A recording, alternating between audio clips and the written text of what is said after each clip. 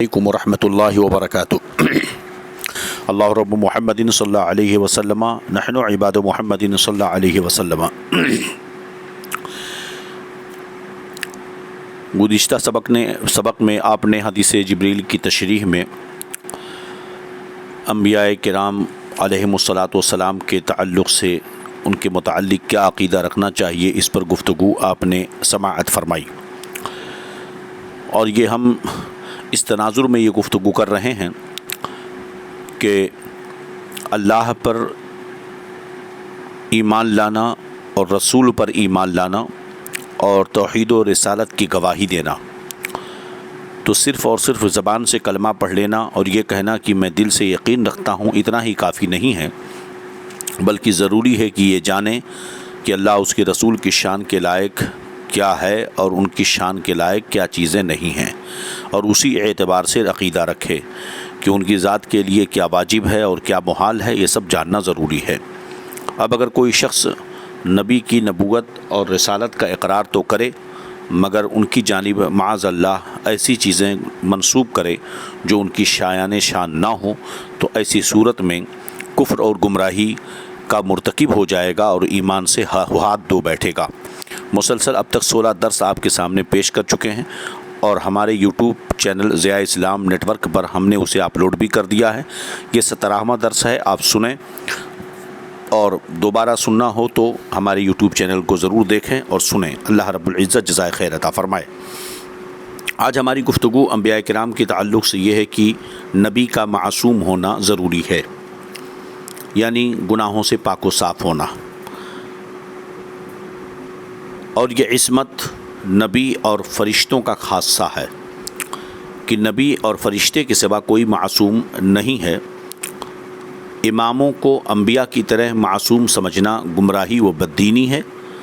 اماموں کو انبیاء کی طرح معصوم سمجھنے کا عقیدہ یہ شیعہ رافضیوں کا ہے، اہل سنت والجماعت کے موقف کے خلاف۔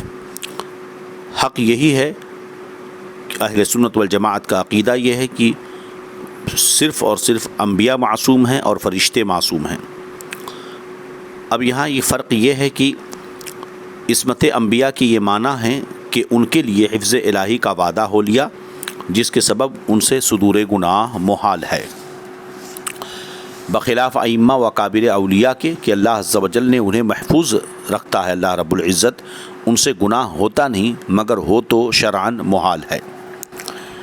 اسی طرح انبیاء علیہم السلام شرک و کفر اور ہر ایسے امر سے جو خلق کے لیے مخلوق کے لیے باعث نفرت ہو، جیسے کذب یعنی جھوٹ، خیانت، جہل وغیرہ صفات ذمیمہ برے اخلاق سے، نیز ایسے افعال سے جو وجاہت اور مروت کے خلاف ہیں، قبل نبوت اور بعد نبوت بالاجماع معصوم ہیں، اور کبائر سے بھی مطلقاً معصوم ہیں، اور حق یہ ہے کہ تعمد صغائر سے بھی قبل نبوت اور بعد نبوت معصوم ہیں۔ یہ تو عقیدہ ہم نے بیان کر دیا، اور یہی عقیدہ حق ہے۔ چنانچہ منح الروض الازہر کے اندر صفحہ نمبر 56 پر یہ ہے: الانبیاء علیہم الصلاۃ والسلام کلہم منزہون اے معصومون، یعنی تمام کے تمام انبیاء سب کے سب صاف و ستھرے یعنی گناہوں سے معصوم ہے۔ اور اسی طرح شرح النووی کے اندر فرمایا کہ ذهب جماعۃ من اہل التحقیق والنظر من الفقہاء والمتکلمین من ائمتنا الى عصمتهم من الصغائر كعصمتهم من الکبائر، کہ اہل تحقیق و نظر فقہاء اور متکلمین کی جماعت اس جانب گئی ہے ہمارے ائمہ میں سے کہ انبیاء کرام یہ معصوم ہوتے ہیں صغائر سے بھی، جس طرح کہ وہ کبائر سے معصوم ہوتے ہیں۔ اسی طرح فرشتے بھی معصوم ہوتے ہیں۔ اور فتاوی رضویہ شریف کے جلد 14 صفحہ نمبر 184 پر اعلیٰ حضرت رضی اللہ عنہ ارشاد فرماتے ہیں کہ بشر میں انبیاء علیہ السلام کے سوا کوئی معصوم نہیں ہے، یعنی اماموں کو، اولیاء کرام کو معصوم ماننا یہ صحیح نہیں ہے۔ بشر میں صرف انبیاء علیہ السلام کے سوا کوئی معصوم نہیں ہے، یہ عقیدہ رکھنا ضروری ہے۔ اور اس تعلق سے کہ ائمہ اور اکابر اولیاء یہ گناہوں سے محفوظ تو ہیں مگر معصوم نہیں ہیں، شرح المقاصد کے مقصد السادس کے بحث ثانی میں یہ ہے کہ وَاحْتَجَّ أَصْحَابُنَا عَلَى عَدْمِ وُجُوبِ الْعِصْمَةِ بِالْإِجْمَاعِ عَلَى إِمَامَةِ أبي بكر وعمر وعثمان رضي الله عنهم مع الإجماع على أنهم لم تجب عصمتهم وإن كانوا معصومين بمعنى أنهم منذ آمنوا كان لهم ملكة اجتناب المعاصي مع التمكن منها وحاصل هذا الدعوى الإجماع على عدم اشتراط العصمة في الإمام.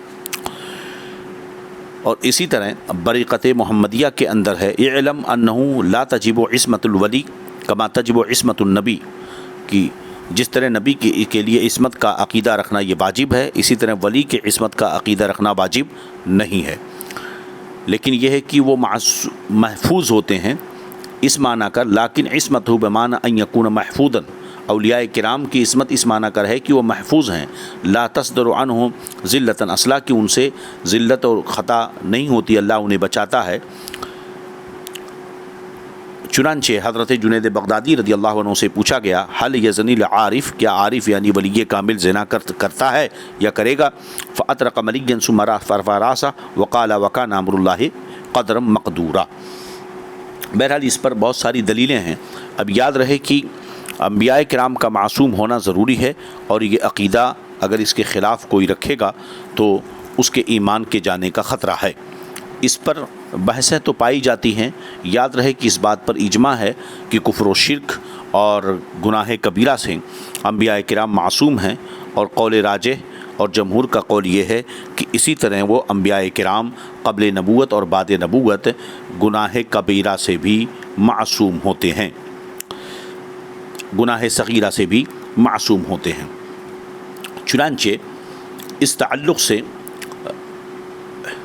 استاذ العلماء ممتاز الفقہا محدث کبیر علامہ ضیاء المصطفیٰ قادری دامت النورانی کی عبارت آپ کے سامنے پیش کروں جو آپ نے تحریر فرمایا. چنانچہ آپ فرماتے ہیں کہ تمہید ابو شکور سالمی میں اہل سنت کا یہ عقیدہ بیان ہوا کہ لا یجوز فی الحکمت انزال الوحی علی شخص کاذب، کہ جائز نہیں ہے عقل و حکمت کے نزدیک، حکمت کے اندر وحی کا نزول جھوٹے شخص پر، علی شخص کاذب فاسقین، کوئی فاسق یا جھوٹے شخص پر. ظاہر سی بات ہے جو گنہگار ہوگا وہ کاذب اور فاسق ہوگا. فوجب ان یکون معصوما، تو ضروری ہے کہ جس پر وحی اترے وہ معصوم ہو.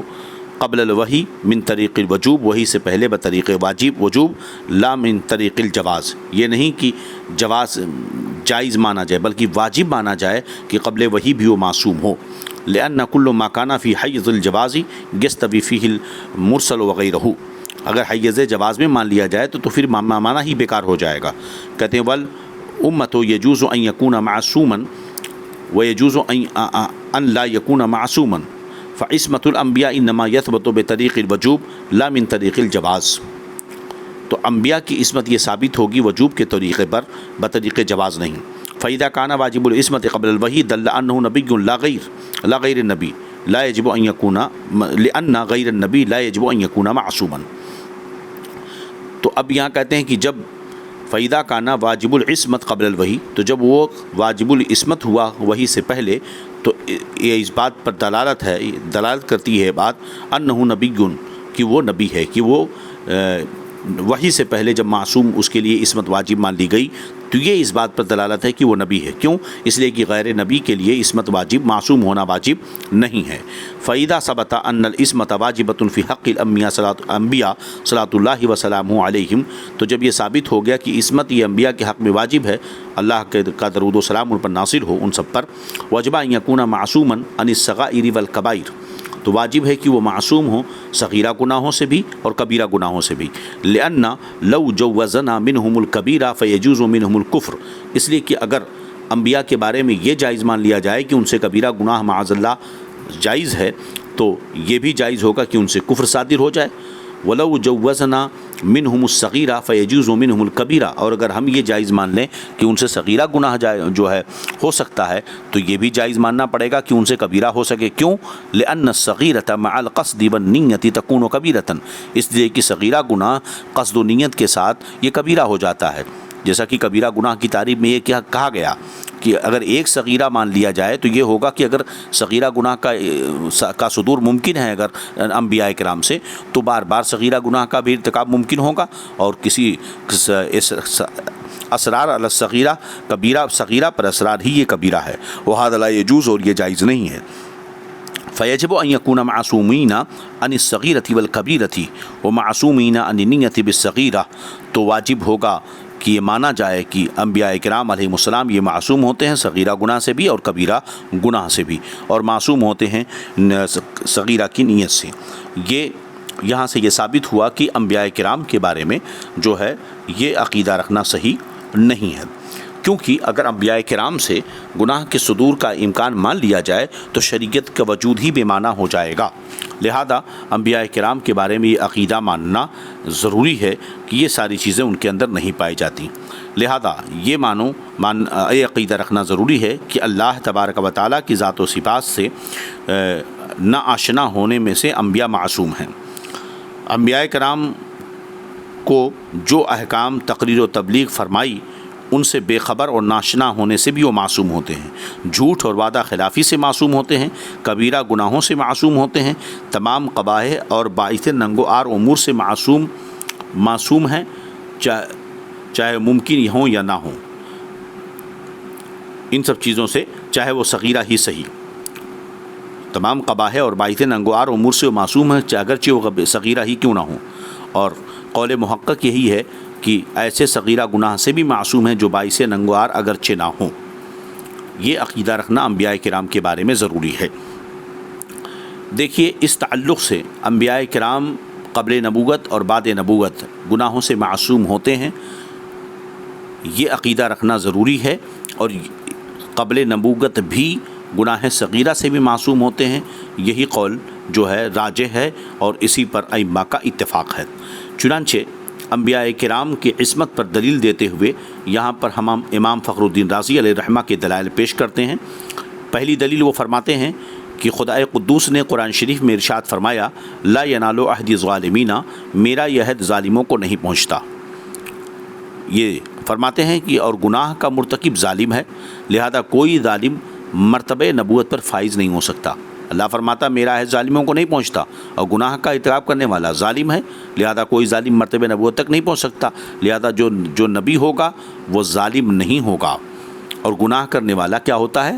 ظالم ہوتا ہے۔ دوسری دلیل، انبیاء کرام کے اقوال و افعال کی پیروی تمام اولاد آدم پر لازم ہے، اور اس پیروی کے ذریعہ یہ انسان ملکوتی صفات کا حامل ہو سکتا ہے۔ اب اگر ان سے گناہ کا صدور ہو تو ان کی پیروی کیوں کر لازم ہوگی، اور کیسے انسان اس سے بلند مرتبہ حاصل کر سکتا ہے؟ تیسری دلیل، قرآن مقدس قرآن حکیم کے اندر اللہ رب العزت نے ارشاد فرمایا ازواج مطہرات کے تعلق سے، جو نبی کی بیویاں اور ہماری مائیں ہیں، یا نساء النبی من یأتی منکن بفاحشۃ مبینۃ یضاعف لها العذاب ضعفین، اے نبی کی بیویوں، جو تم میں صریح حیا کے خلاف کوئی جرات کرے اس پر اوروں سے دونا عذاب ہوگا۔ یہ دونا عذاب کیوں ان کے اوپر ہے؟ اس لیے ہوگا کہ ازواج مطہرات کی نسبت نبی کی طرف ہونے سے ان کا مرتبہ بلند ہو گیا۔ پھر اگر ان سے کوئی غلط کام سرزد ہو تو نہ صرف یہ کہ ان کے بلند رتبے کے خلاف ہوگا، بلکہ عقل باور کرتی ہے کہ ان سے بہت بڑا گناہ سرزد ہو گیا، اس اعتبار سے ان کی سزا دوگنی ہو گئی۔ تو جب نبی کی نسبت سے ازواج مطہرات کی سزا دوگنی اور گناہ کا معاملہ یہ ہو جائے تو نبی کی جو نسبت اللہ عز و جل کی طرف وحی سے ہے، تو وہ رب کی طرف سے بھیجا ہوا ایک دائی اور ہادی ہے، تو جب انبیاء کرام کے ازواج مطہرات کے لیے فرمایا گیا کہ امر قبیح کے صدور سے ان کے گناہ و عذاب دونا ہو جائیں گے، تو انبیاء کرام کا مرتبہ ان سے بہت بلند ہے۔ بالفرض اگر ان سے کوئی گناہ سرزد ہو جائے تو اس کی سزا کئی گنا ہونی چاہیے، اور ظاہر ہے کہ عذاب و سزا سے انبیاء کرام پاک ہیں، اس لیے ان سے گناہوں کا صدور بھی محال ہوا۔ چوتھی دلیل فرماتے ہیں کہ تمام علماء اسلام کا اس بات پر اتفاق ہے کہ جو شخص فسق و فجور کا مرتکب ہو اس کی گواہی ناقابل قبول ہوگی، تو معاذ اللہ اگر انبیاء کرام علیہم الصلاۃ والسلام کسی گناہ کا صدور ہو جائے تو فاسق قرار پائیں گے، اس سے ان کی تکذیب لازم آئے گی، حالانکہ وہ کذب سے بالاجماع معصوم ہیں کہ انبیاء کرام سے جھوٹ کا صدور ہو ہی نہیں سکتا، اس پر سب کا اتفاق ہے۔ 5ویں دلیل یہ دیتے ہیں کہ امر بالمعروف اور نہی عن المنکر یا تو واجب ہے یا مستحب. اس کے پیش نظر اگر انبیاء کرام سے گناہوں کا صدور ہو تو ان کی جزر و توبیخ ہونی چاہیے. ظاہر سی بات ہے کہ جو آدمی گناہ کرے تو چاہیے امر بالمعروف اور نہی عن المنکر یہ واجب ہے یا آپ مستحب ہی مان لیں. تو اگر کوئی شخص جرم کر رہا ہو تو چاہیے کہ جو دیکھے اسے ڈانٹ پھٹکار کرے یا اسے سمجھائے تو جزر و توبیخ ہونی چاہیے. یعنی شرعاً ان کو اس گناہ کے کام سے منع کرنا چاہیے. اور یہ بالاجماع باطل ہے کہ انبیاء کرام کی جزر و توبیخ ہو. کون ہے جو انبیاء کرام کو ڈانٹ پھٹکار کرے گا؟ یہ باطل بات ہے. یا معاذ اللہ ان کو لعن طعن کیا جائے. کیوں؟ انبیاء کرام کو لعن طعن اور جزر و توبیخ کرنا جائز نہیں، کیونکہ اللہ تبارک و تعالیٰ فرماتا ہے ان الذین یؤذون اللہ ورسولہ لعنہم اللہ، کہ بے شک وہ لوگ جو اللہ اس کے رسول کو ایذا پہنچاتے ہیں ان پر لعنت ہے. تو انبیاء کرام کو جزر و توبیخ یا انہیں تکلیف پہنچانا جو ہے یہ تو باعث لعنت کا سبب ہے. لہذا گناہ کا صدور ان سے محال. جب ان کی جزر و توبیخ ناممکن ہے کہ ان کی ایذا رسانی ہے تو لازمی طور پر ثابت ہوا کہ ان سے گناہ کا صدور نہیں ہو سکتا، کیونکہ گناہ باعث جزر و توبیخ ہے. 6ٹھی دلیل قرآن و سنت کی روح سے معصیت کار عذاب و سزا کا مستحق ہوتا ہے کہ جو بھی گنہگار ہوگا قرآن و سنت کی روشنی میں دلائل ہیں کہ اسے سزا ملے گی، عذاب ہوگا اس پر. اس لیے اگر پیغمبر سے فرض کر لیا جائے کسی گناہ کا صدور ہو، معصیت کا صدور ہو، یعنی وہ کسی گناہ کا مرتکب ہو جائے تو وہ بھی عذاب کا مستحق ہوگا، کیونکہ اللہ تعالیٰ کا قانون ہے کہ جو بھی گناہ کا مرتکب ہوگا وہ عذاب اس کو ہوگا.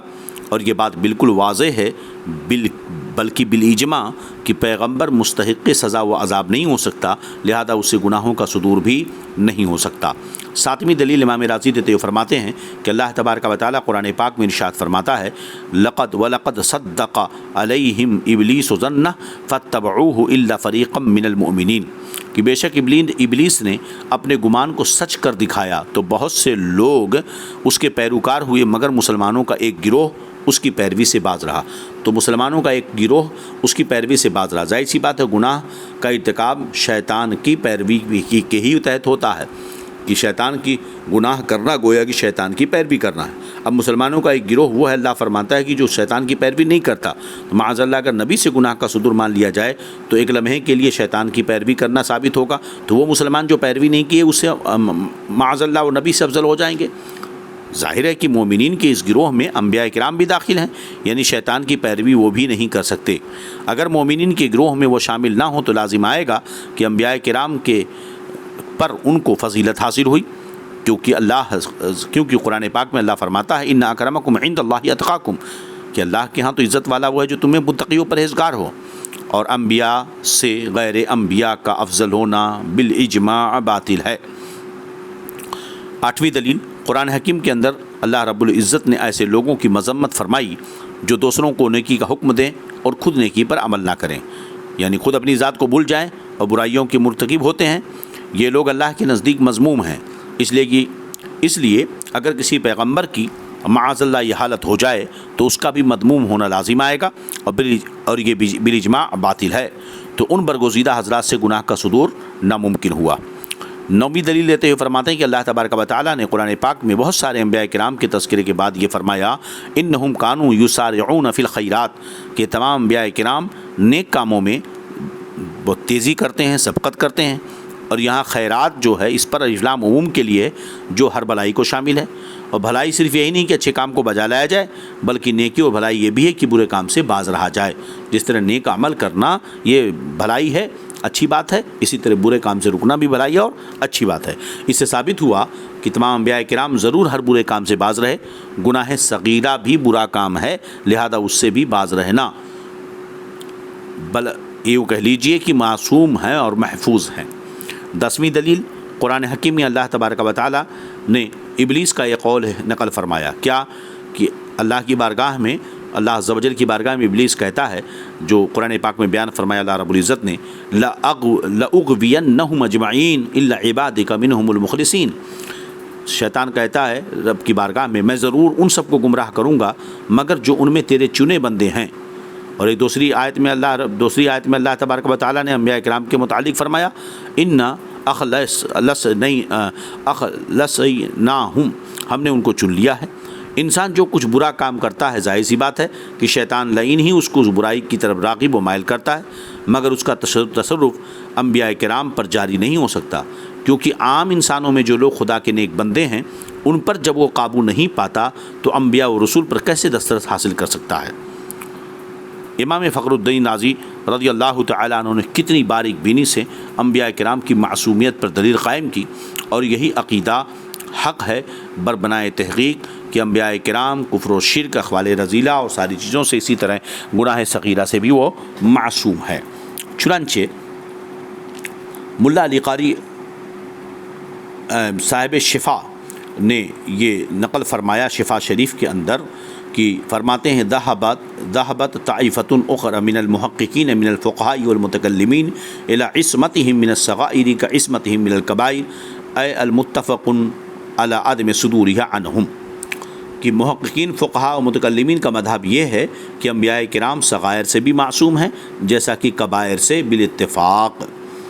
چنانچہ انہی محققین میں امام الائمہ سراج الامہ امام اعظم ابو حنیفہ رضی اللہ تعالیٰ عنہ، آپ نے اپنے عقائد کی کتاب الفقہ الاکبر میں اس کی صراحت فرمائی۔ آپ تحریر فرماتے ہیں الانبیاء علیہم السلام کلہم منزہون اے معصومون عن الصغائر والکبائر اے من جمیع المعاصی والکفر والقبائح، ثم هذه العصمة ثابتة للانبیاء قبل النبوة وبعدها على الاصح۔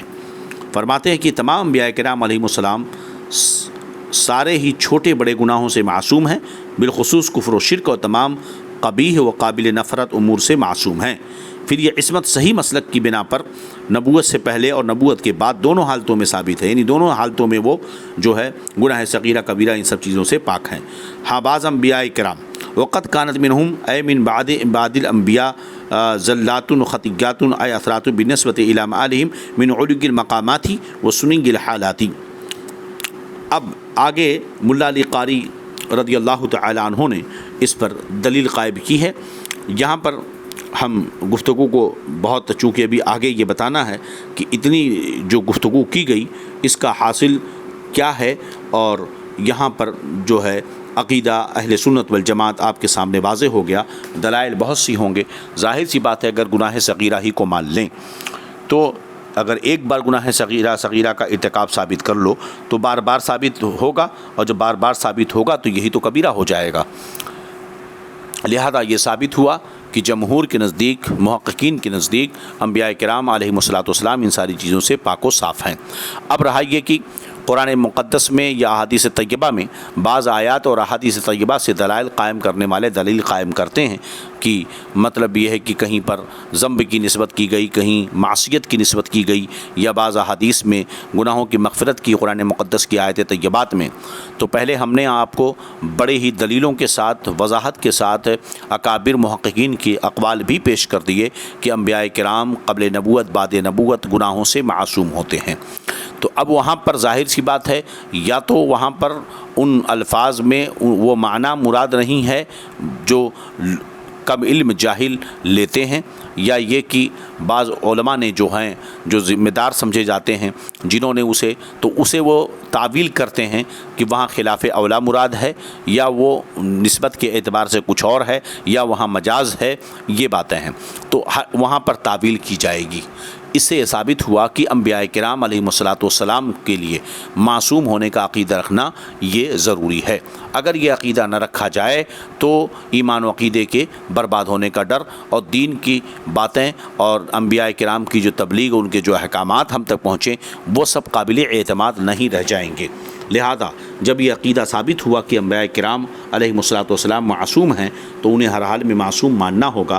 ان کی طرف کوئی بھی ایسا جملہ استعمال کرنا جس سے قوم کے اندر یہ بات جائے کہ معاذ اللہ انبیاء کرام سے گناہ ہوا ہے یا وہ گنہگار ہیں، تو یہ بہت ہی قبیح حرکت ہے، یہ بہت بڑا جرم ہوگا۔ اب آپ دیکھیے کہ امام اعظم ابو حنیفہ رضی اللہ عنہ نے صاف صراحتاً بیان فرما دیا کہ قبل نبوت بعد نبوت اسی پر یہی تحقیق ہے کہ وہ انبیاء کرام گناہوں سے معصوم ہوتے ہیں۔ لیکن اس کے باوجود خود کو حنفی کہنے والے بہت سارے مولوی جیسے اشرف علی تھانوی اور دیگر لوگ قرآن مقدس کا جب ترجمہ کرتے ہیں تو معاذ اللہ نبی کریم صلی اللہ علیہ وسلم کی جانب گناہ کی نسبت کرتے ہیں، اور یہ بہت بری بات ہے۔ اللہ تعالیٰ ان کے مکر و کید سے مسلمانوں کو بچائے۔ ظاہر سی بات ہے قرآن کا جو ترجمہ ہوتا ہے یہ عوام الناس کے لیے ہوتا ہے، لہذا ترجمہ کرنے میں اس بات کا خیال کیا جائے کہ لوگوں کی ایمان و عقیدے محفوظ رہ سکیں۔ دیکھیے قرآن پاک کی سورہ فتح کی آیت نمبر 2 ہے، اللہ رب العزت ارشاد فرماتا ہے لیغفر لک اللہ ما تقدم من ذنبک وما تأخر۔ اس کے ترجمے کو ذرا دیکھ لیں۔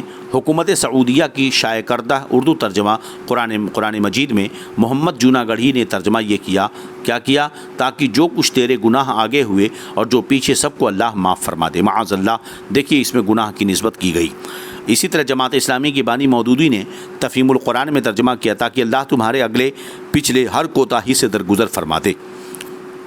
اسی طرح حکومت سعودیہ کی شائع کردہ اردو ترجمے میں مدرسہ دیوبند کے پرنسپل محمود الحسن نے ترجمہ کیا تاکہ معاف کرے تجھ کو اللہ جو آگے ہو چکے تیرے گناہ اور جو پیچھے رہے، معاذ اللہ، استغفر اللہ۔ اسی طرح تبلیغیوں کے حکیم الامت دیوبندیوں کے اشرف علی تھانوی نے یہ ترجمہ کیا تاکہ اللہ تعالی آپ کے سب اگلی پچھلی خطائیں معاف فرما دے۔ اسی طرح معاذ اللہ، استغفر اللہ۔ اسی طرح غیر مقلدین وہابیہ نام نہاد اہل حدیثوں کے حافظ نذیر احمد دہلوی نے ترجمہ کیا اور خدا اس کے صلے میں تمہارے اگلے اور پچھلے گناہ معاف کرے، معاذ اللہ، استغفر اللہ۔ اسی فرقہ نام نہاد اہل حدیث جو حقیقت میں اہل حدیث بھی نہیں ہیں، علامہ ان کے مولوی وحید الزمان نے یہ ترجمہ کیا اس لیے کہ اللہ تیرے اگلے اور پچھلے گناہ بخش دے۔ اسی طرح پی ٹی وی پر نشر ہونے والے ترجمے قرآن میں فتح محمد جالندھری نے ترجمہ کیا تاکہ خدا تمہارے اگلے اور پچھلے گناہ بخش دے، معاذ اللہ، استغفر اللہ۔ اہل حدیثوں کے مولوی ثناء اللہ امرتسری نے ترجمہ کیا تاکہ خدا تجھ پر ظاہر کرے کہ اس نے تیرے اگلے پچھلے سارے گناہ بخشے ہوئے ہیں۔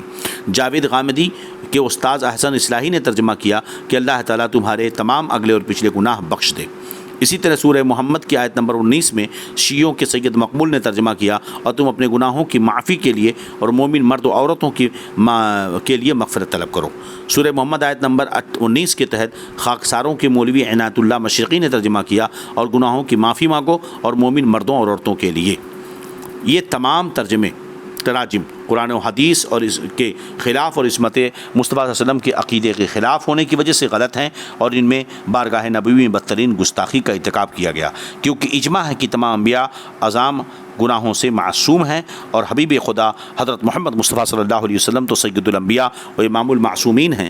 آپ صلی اللہ علیہ وسلم کی سیرت طیبہ بچپن سے وصال تک اعلیٰ ترین تقویٰ و طہارت سے بھری پڑی ہے اور آپ صلی اللہ علیہ وسلم سے زندگی بھر کوئی گناہ اور کوئی کوتاہی سرزد ہی نہیں ہوئی ہے، لہذا ان سب کے ترجمے سخت غلط ہیں۔ یاد رہے، آپ دیکھیں کہ گناہ کہتے کسے ہیں۔ شریعت میں گناہ کی تعریف یہ ہے کہ کوئی شخص کسی عذر شرعی کے بغیر جان بوجھ کر اللہ تعالیٰ کی نافرمانی کرے تو یہ گناہ ہے۔ تو انبیاء کرام سے تو یہ ہو ہی نہیں سکتا ہے۔ چنانچہ سورہ نجم کی آیت نمبر 2 سے دیکھیں قرآن کیا فرماتا ہے، ما ضل صاحبکم وما غویٰ، تمہارے صاحب یعنی محمد صلی اللہ علیہ وسلم کبھی گمراہ نہیں ہوئے اور نہ کبھی بہکے۔ اس آیت میں دیکھیے دلہ و غوا ہے، ماضی مطلق کے سیگے ہیں، ماضی قریب اور ماضی بعید دونوں کو شامل ہے، لہذا ثابت ہوا کہ حضور نبی کریم صلی اللہ علیہ وسلم زمانے جاہلیت اور زمانے اسلام میں بھی آپ سے کوئی صغیرہ و کبیرہ گناہ سرزد نہیں ہوا ہے۔ کیسے ہوتا؟ جبکہ اللہ فرماتا ہے مَا وَدَّعَكَ رَبُّكَ وَمَا قَلَىٰ، آپ کے رب نے آپ کو نہیں چھوڑا اور نہ ہی کبھی ناراض ہوا۔ تو یہ بھی آیت روشن دلیل ہے کہ آپ سے زندگی میں کوئی غلطی گناہ ہوا ہی نہیں، نہ کوتاہی ہوئی، نہ کسی جرم کا آپ نے، نہ کسی خلاف اولا کا آپ نے کبھی ارتکاب کیا۔ جسے ہم خلاف اولا سمجھتے ہیں وہ اس موقع اور محل کے اعتبار سے وہی افضل ہے۔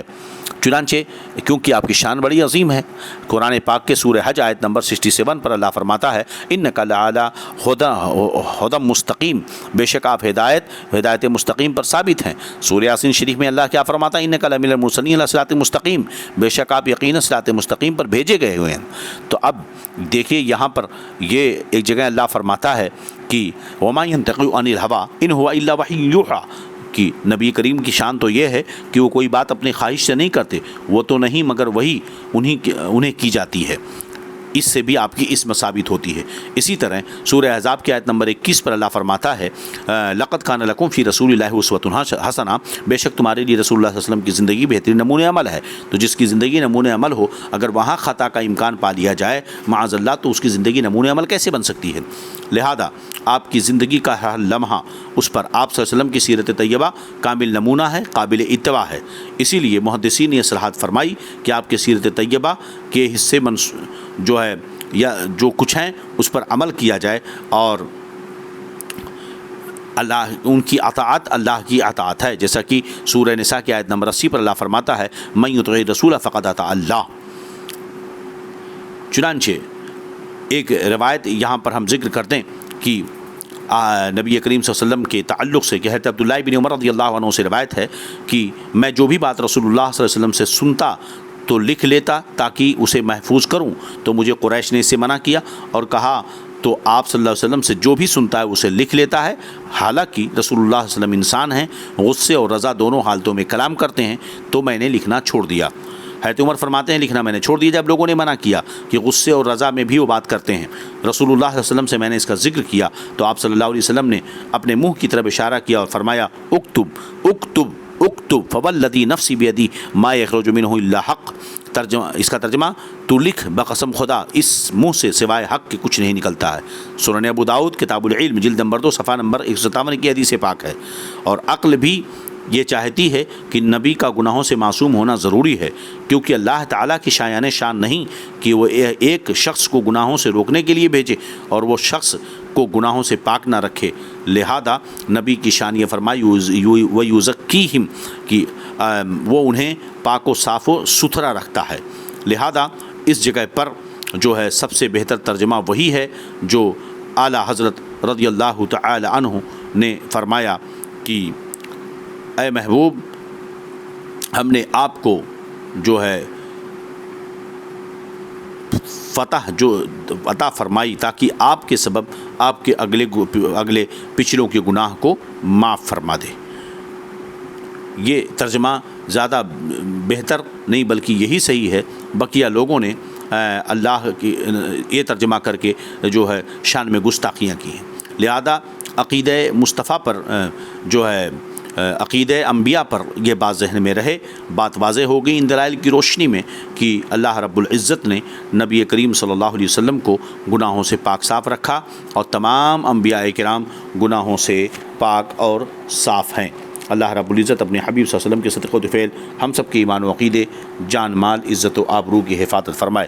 السلام علیکم ورحمۃ اللہ تعالی وبرکاتہ۔